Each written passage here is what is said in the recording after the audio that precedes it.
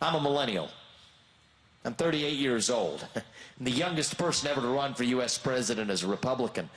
What's going on is that we are hungry for a cause, all of us are. We're starved for purpose and meaning and identity. At a time in our national history when the things that used to fill that void, faith, patriotism, hard work, family, these things have disappeared. And that leaves a moral vacuum in our hearts, a black hole. And when you have a black hole that runs that deep, that is when the poison fills the void. And it almost doesn't matter what the poison is, really. We sometimes obsess over it. Politicians will argue about it. Fentanyl, suicide, depression, anxiety, doesn't matter. These are symptoms of something deeper. And so what I think we need to do, Republicans, Democrats, put that to one side. What we need to do as Americans is we need to step up and fill that void with our answer to what it actually means to be an American today. What does it mean to be an American? To me, it means we believe in the ideals of the American Revolution. Ideals like meritocracy and free speech and open debate. The idea that you get ahead in this country not on the color of your skin, but on the content of your character and your contributions. The idea that we, the people, create a government that is accountable to us rather than the other way around. Those aren't black ideas or white ideas. Those aren't even Democrat ideas or Republican ideas, really. They're fundamentally American ideals that unite all of us in this country. That's what I'm running to do, is to revive that basic national identity that unites all of us as Americans. And we face some threats to that American dream. What are they? One of them is that the people who we elect to run the government, they're not even the ones who actually run the government today. It's this managerial bureaucracy, the people who work at three-letter government agencies, who we never elected, that are exercising most of the political power today. Well, that's a problem. That's why I've said as U.S. president, we're going to shut down that bureaucracy, give power back to the people in deciding who actually governs this nation. One of the problems we face is corruption in the political system that elects people in the office like the one I'm running for. The effect of super PACs and mega money donors that impact the integrity of our political process. Yes, it's going to take an outsider to fix that. I'm not a politician. I'm a business guy, like many of you. Grew up in the private sector. I think it's going to take somebody coming from the outside to be able to fix a system that is cancerously broken from the inside. But what I want to talk to you all about today, and maybe I can ask some of my team members, can we bring those things up here? Is that going to work, or can we, we might do that up here. A couple of them, give them a hand. I want to talk to you guys about something that is the front lines of the real threat that we face today in our country, which is our dependence on our enemy for our modern way of life. I'll tell you guys a story that began in this country. It's a true story. Thank you. Appreciate it. Appreciate your guys helping us as well. Thank you. Thank you for the warm welcome and for giving me a place to talk about this issue, which I think is vitally important, precisely because you guys are bucking a trend in a way that you may not, I hope you know, but you may not even know how important it is what you're doing. The trend that we're talking about right here is a trend of the United States starting 30, 40 years ago, exporting Big Macs and Happy Meals and somehow thinking that was going to spread democracy to places like China. Well, what we've learned is that actually they turned that game on its head. We thought we could use our money, our investment, to get China to be more like us. What happened was that they realized they could use access to their market to get us to be more like them. Actually, one step better, they realized they could use our money to get us to be more like them. And that's why when you've got now Xi Jinping pressed, he's the leader of China, pressed by the UN or anybody else about the human rights atrocities in China, the first thing he says is, hey, the United States is no better because companies will criticize the United States or apply emissions caps in places like the US without applying those same standards in places like China. And US companies now have become aides in the CCP's game because they'll apply restrictions in the US, for example, carbon emissions or otherwise, without applying those constraints in China. Why? Because we depend on China for our modern way of life, so we let them get away with it. China's pumping up fentanyl across our southern border, responsible for killing probably more people in this country this year from fentanyl illegally crossing our southern border than who died on 9/11. Think about that. We're addicted to China for our modern way of life. If that were a Russian spy balloon flying over half this country, you want to know what we would have done? Yep. Shot it down in an instant and ratcheted up sanctions on Russia. But we didn't do it for China. Why? Because we're scared. Why are we scared? Because we depend on them from everything from the shoes on our feet to the phones in our pockets. So if there's one thing I get right in our foreign policy as your next president, if you all put me there, it is to make sure that we are no longer dependent on our adversary for the way we live our lives. That would have been the Declaration of Independence that Thomas Jefferson would have signed if he were alive today. That's the Declaration of Independence that I'll sign as your next president. All right, so how are we going to do it? Well, this is the only other place I've given the speech is in the heart of Ohio, another company just like this one, where they had people like you on the front lines bucking the trend, right? The trend line of most people in this country, most companies, the way they think is, oh, you're going to get cheaper jobs and cheaper manufacturing in places like China. Well, that's leading us to our grave. That trend is going to change in this country. So even as a business, right, a guy like me gets elected president, well, you're already skating to where the puck is going under my watch. We're going to have to bring that production back to the United States because it just doesn't work. If you're depending on your adversary for your pharmaceuticals, well, what is your adversary going to do? They're probably going to poison the pharmaceutical supply chain just like they do the illegal pharmaceutical supply chain today. We depend on them for our military. The F-35 jets in our Air Force depend on China to provide parts. Think about that. Does that make much sense?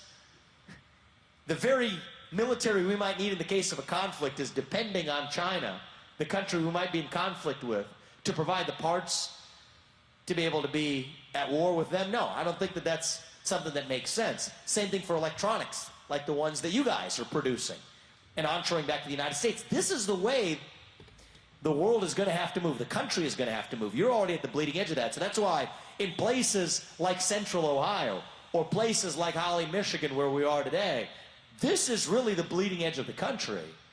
But I'm going to lay out here at the bleeding edge of the country how we're actually going to depend on our enemy. We're going to reduce dependence on our enemy for our modern way of life. The first thing we're going to have to do is that we have to abandon this climate cult that shackles the United States today while leaving China untouched. Here's the dirty little secret that they don't really teach you in, I went to college at places like Harvard, I went to law school at Yale. They won't teach you this. At Harvard or Yale, you all know it to be true based on just opening your eyes and seeing it. The climate change agenda today has nothing to do with the climate and everything to do with increasing our dependence on China. How do you know that? The very carbon emissions they tell us to cut here are being shifted to places like China. The people who are against carbon emissions here in the United States are also against nuclear energy, the best form of carbon-free energy production known to mankind. So this agenda is really about letting China slowly catch up to the United States. Oh, and by the way, and I'm going to Goshen, their battery plant, later today. The electric vehicle subsidies that we make in this country, that requires batteries that come back over from China. So the first thing we've got to do is abandon this anti-carbon climate cult here at home that's designed to hold the U.S. back while leaving China untouched. Now, once we've done that, we still have a lot of work left to do, and this is where you guys come into the picture. Leading edge semiconductors, those are the little microchips that power these things, our phones. Probably power those lights in here. Probably power your refrigerators at home. This might blow your mind to know this. Blew my mind when I learned it. We depend on this tiny little island nation off the southeast coast of China to provide those little chips. Our whole modern way of life, even the cameras in the back, probably powering the speaker systems that you're hearing me through. They depend on those little chips that come from that tiny island nation. Well, guess what? China has said that they're going to invade and annex that island. Effectively, they've said it, sooner or later. Do we then want China to have an economic gun to our head? No, we don't. We need to bring back semiconductor production to the United States. Now, we got to be careful about this, because one of the things politicians do to all of us, they lie to us. So they passed this act last year called the CHIPS Act.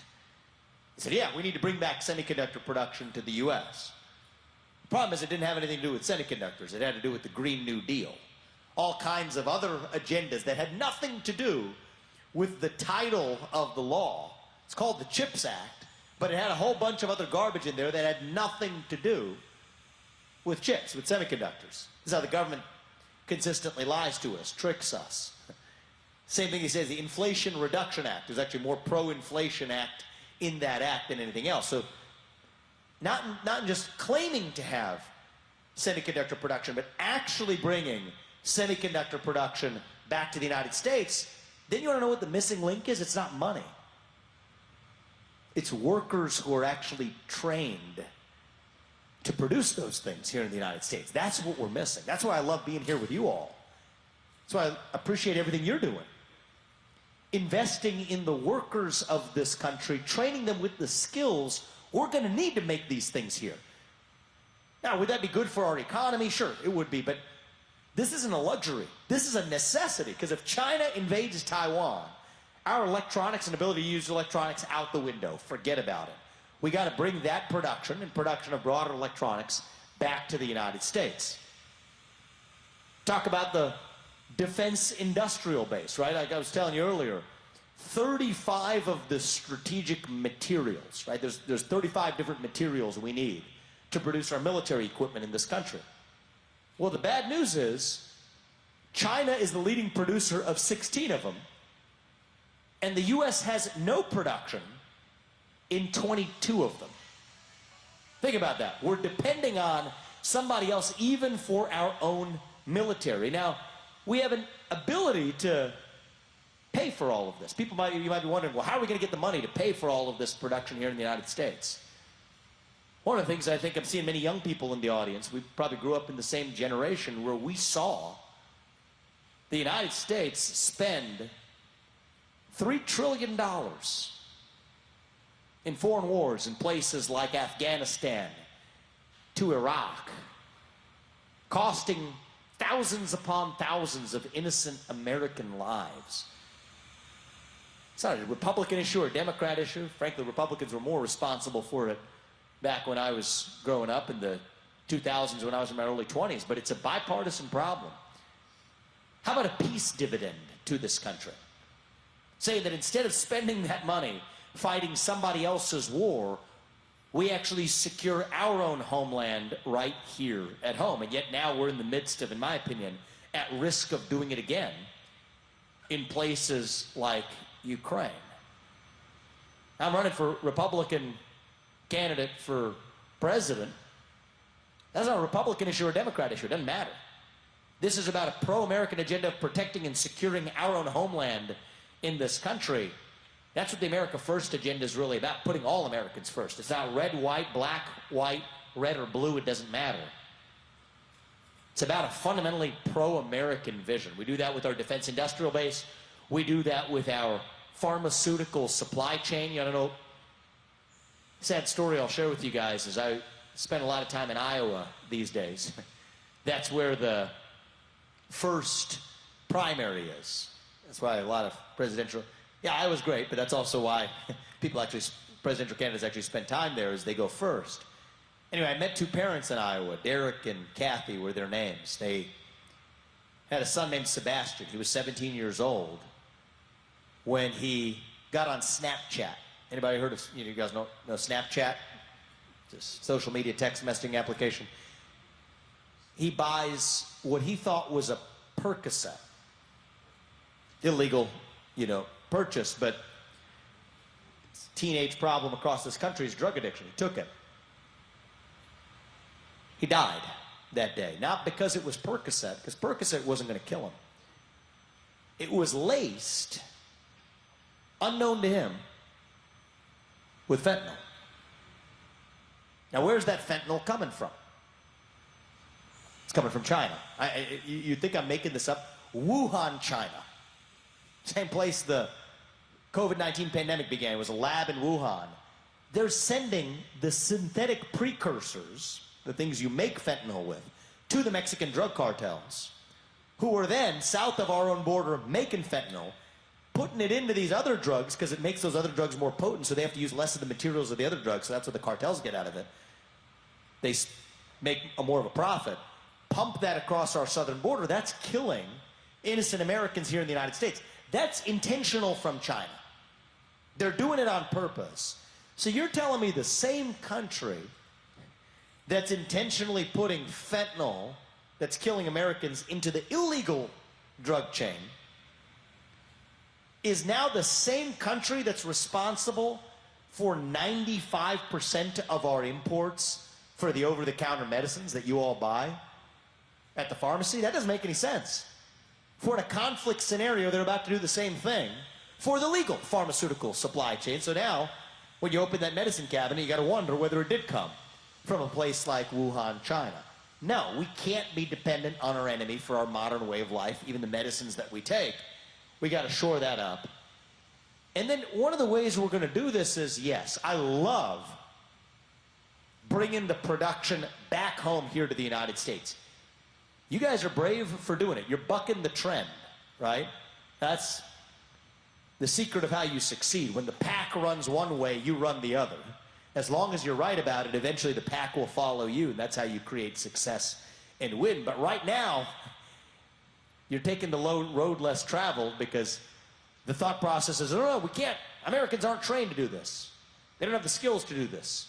It's too expensive to do it here. No, you're bucking that trend and showing it to be true. But the other part about this, and I always believe in not just simplifying the picture, if we're really serious about declaring economic independence from China, we need more people and more companies doing what you're doing and to make sure government's making that possible.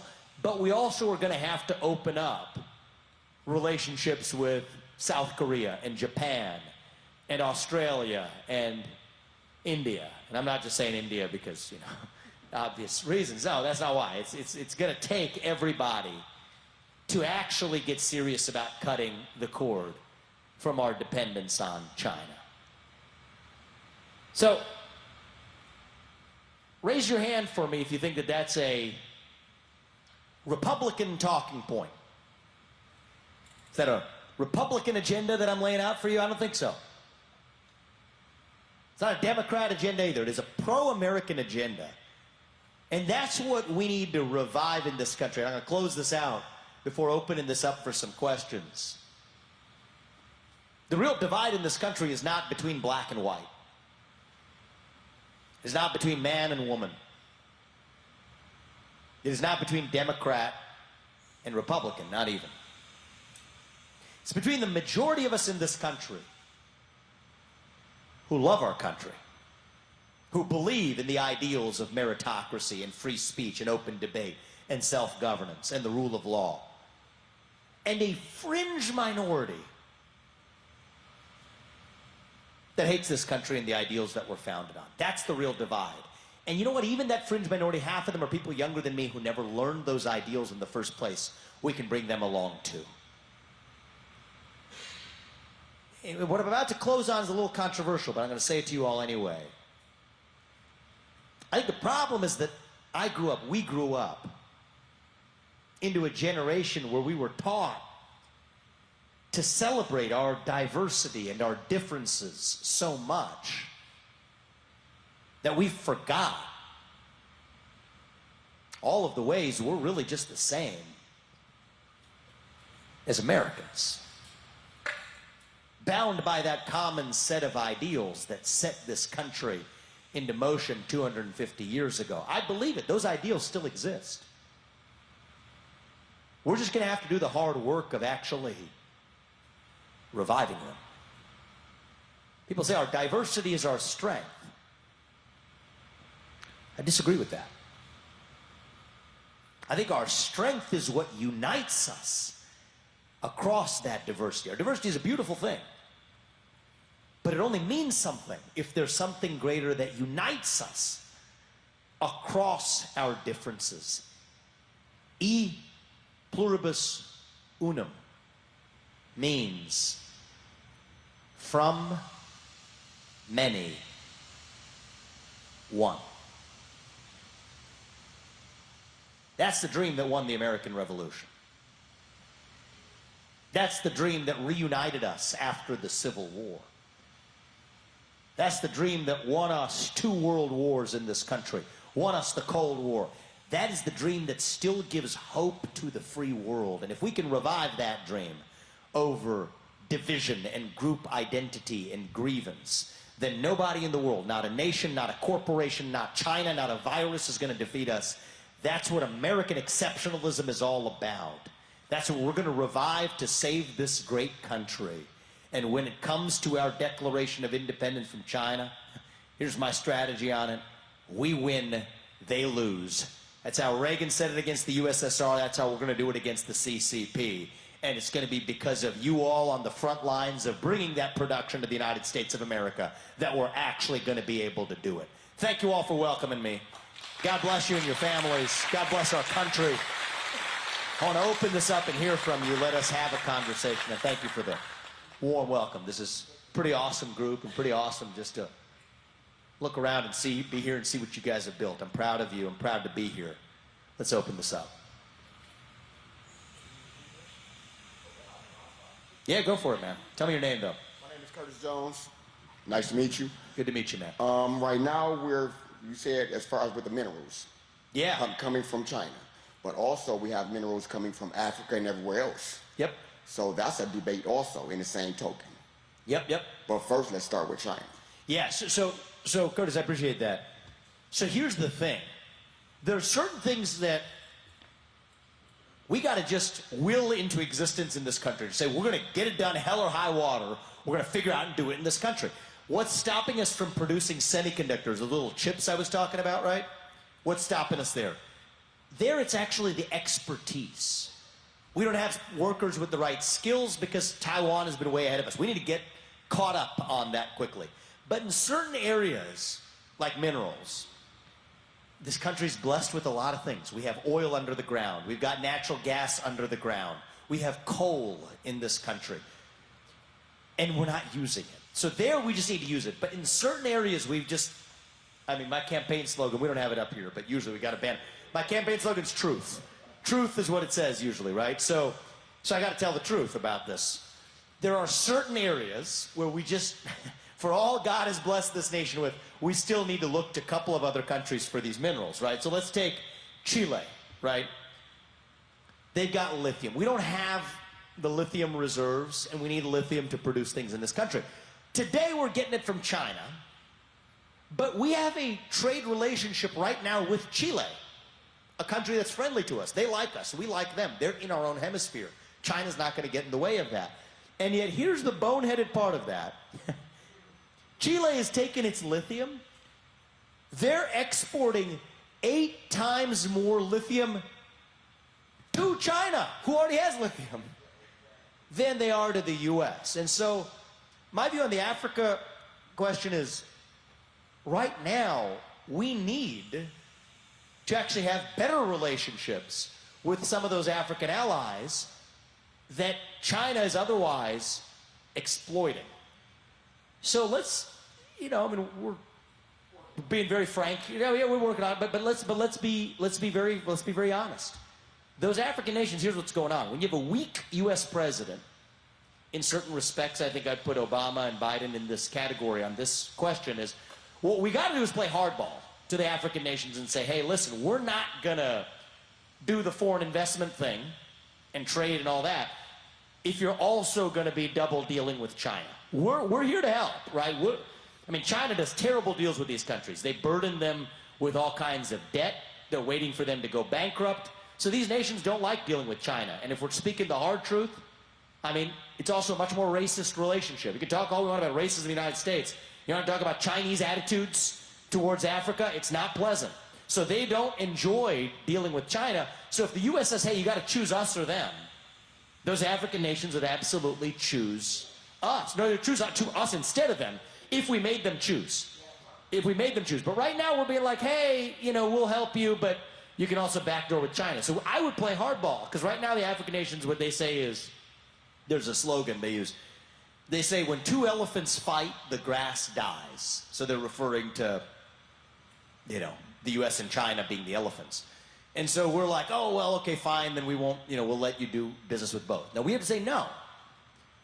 If you want that foreign investment from the United States, then you're going to have to say bye to the Chinese. Make your choice.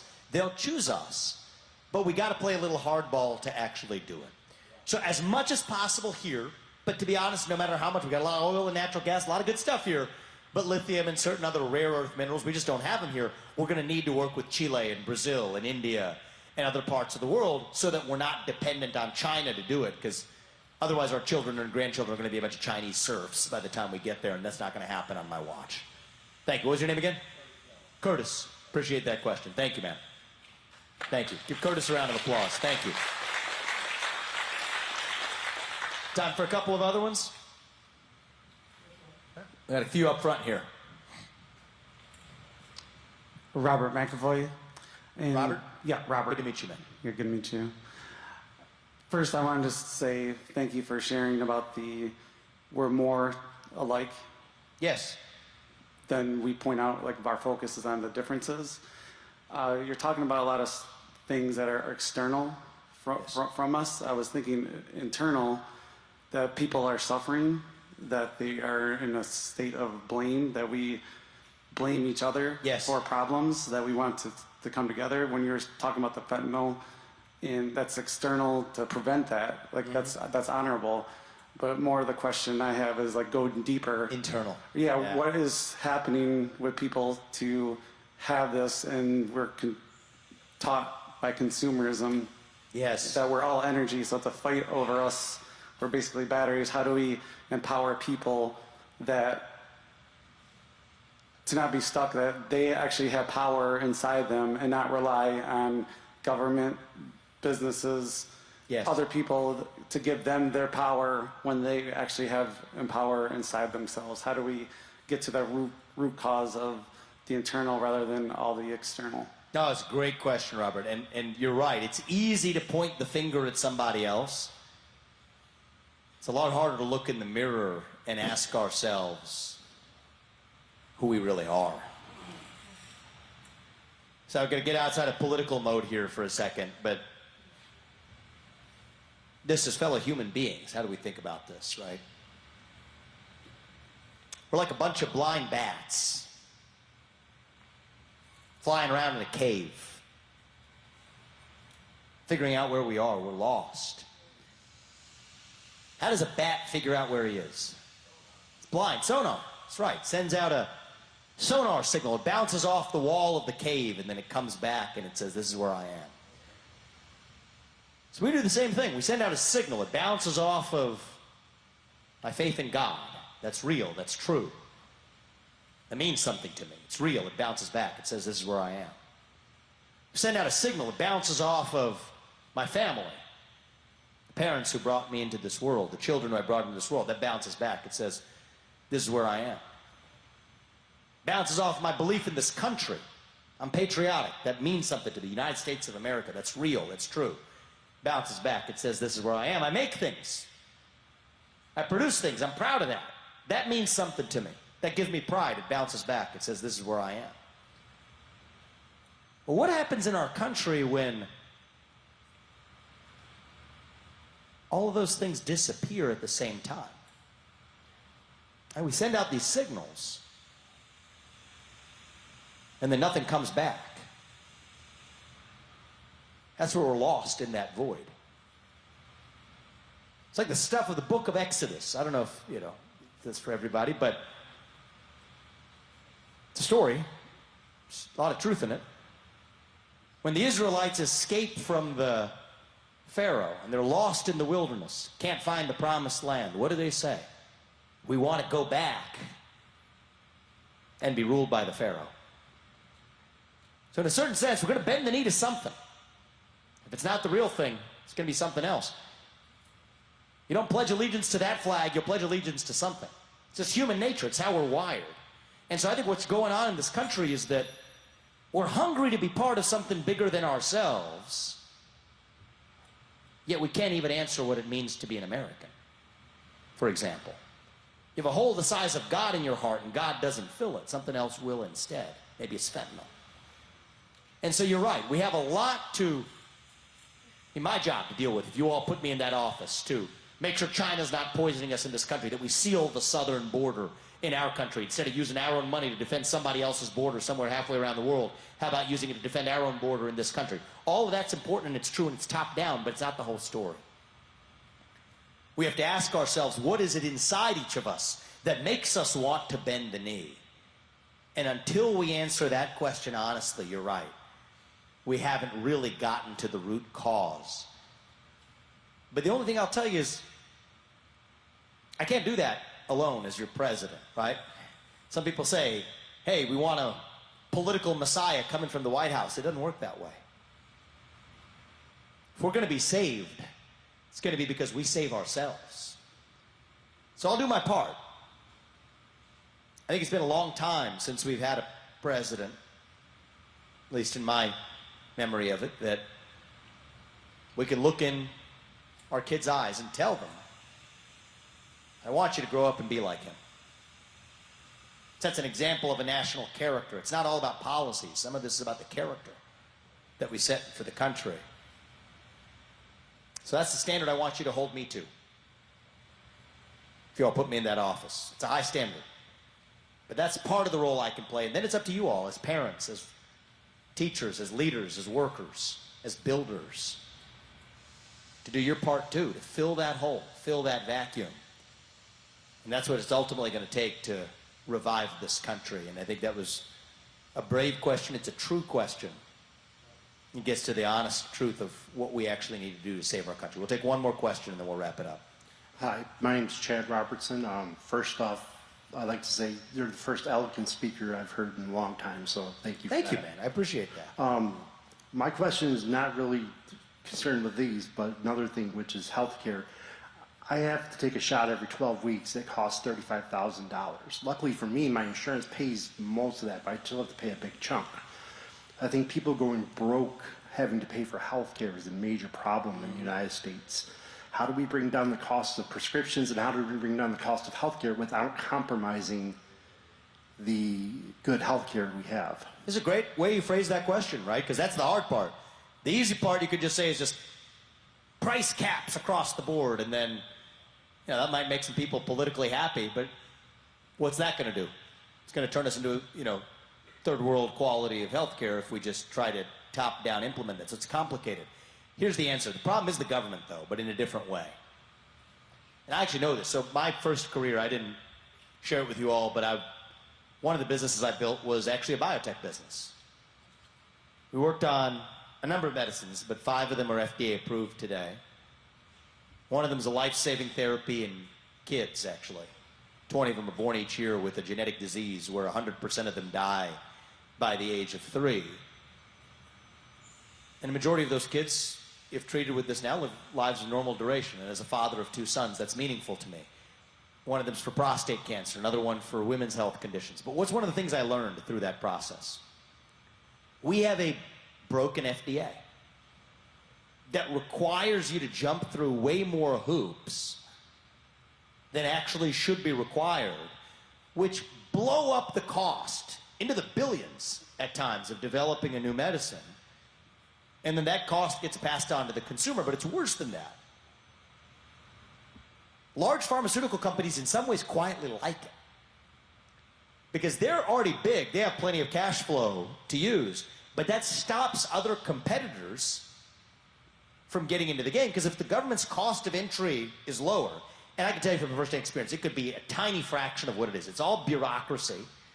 It's intentionally created bureaucracy. In some ways, you could argue it's even crony capitalism, because the larger companies prefer that bureaucracy to exist. But if the bar were lower, then those bigger companies would have competition. What happens when you have competition? Prices come down.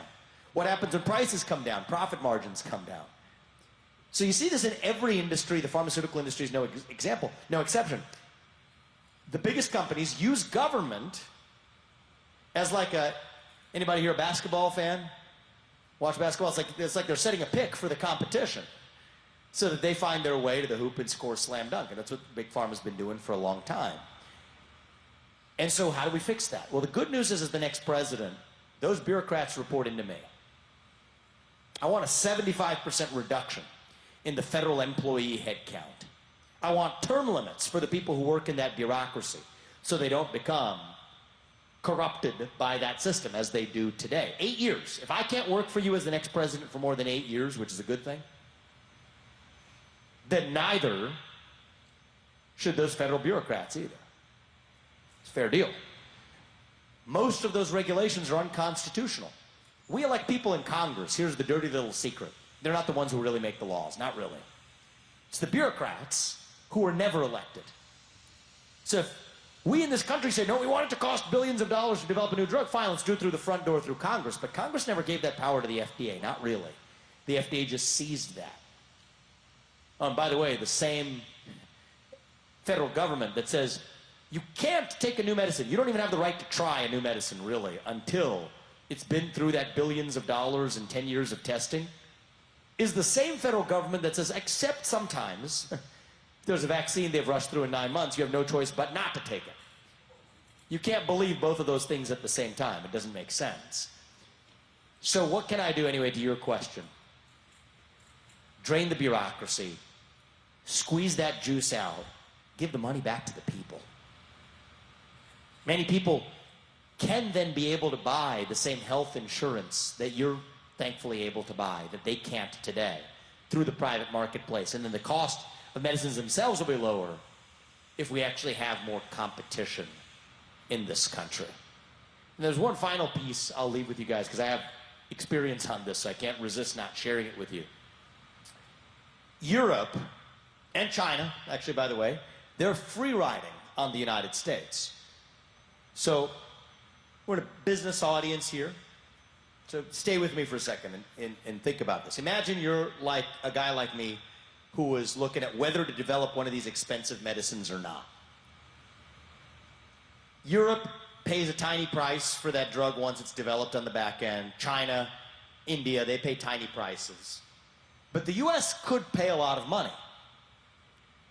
So even though it costs a lot of money, we'll say we'll still develop that medicine, okay, because the US is going to pay a lot of money for it. But then once you've already developed the drug, you've gone through all that headache of doing it, then you say, okay, I might as well sell it in Europe and China and India and Australia or whatever. That's what pharmaceutical companies do. But that means that Europe is getting a free ride because their people still get that drug. I guarantee you, I don't even know what medicine is, and you and I have never met before.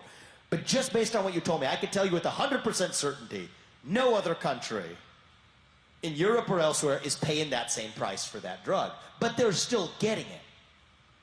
So I think we've got to play hardball with our allies to say, hey, listen, no more free riding on U.S. innovation. We got to play by the same set of rules. So I know that's complicated, right? It's a long story. It took me a long time to answer that question.